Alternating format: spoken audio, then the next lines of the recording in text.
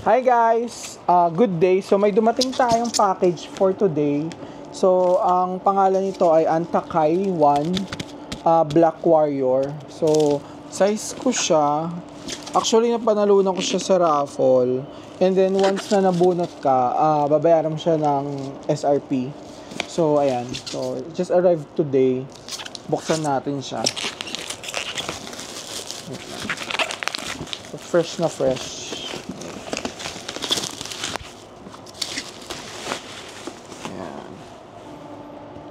So, let's proceed to the box. Ito. So, ang una, nakasulat siya na yan. Mastering your craft is a journey. Anta.com. And then, ito. So, next is yung tag niya sa box. So, 10.5. Actually, naka-Chinese characters siya. And then, ito yung logo. And then, bottom part ng box, ayan, Anta, tas Kyrie. And then, ayan, so let's proceed. So, sa likod ng box, meron siyang ayan, yung mga size chart. And then, let's proceed na sa shoes. So, madali siyang buksan, gaganyanin mo lang siya. Ayan. So, natin. And then, what's this? Yung legit, certification ng shoes. Okay. So, ito yung shoes. Ayan. So, nakuha ko siya sa Get Nice. Ayan, meron siya first. Ayan. Na-authenticate nila yung item. And then, so, wait. What else pa? Ito, yung certificate of authenticity. Ayan. Tapos, let's proceed to the shoes. Ayan. So, close up natin.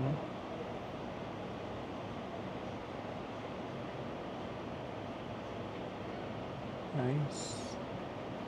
Tapos yung likod niya, ito. Diba? Ganda.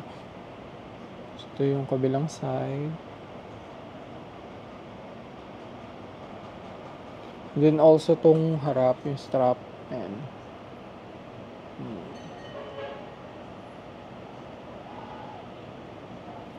Tapos yung tongue part niya, ito, yung Kyrie na logo. Nice. And then yung bottom part po, natin pakita.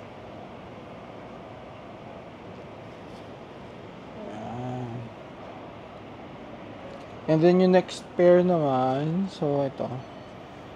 So maganda siya kasi all black, bali hindi siya madumihin. Nice. Ayan siya guys.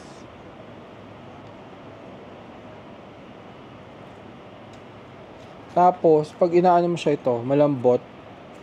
So perfect siya pa.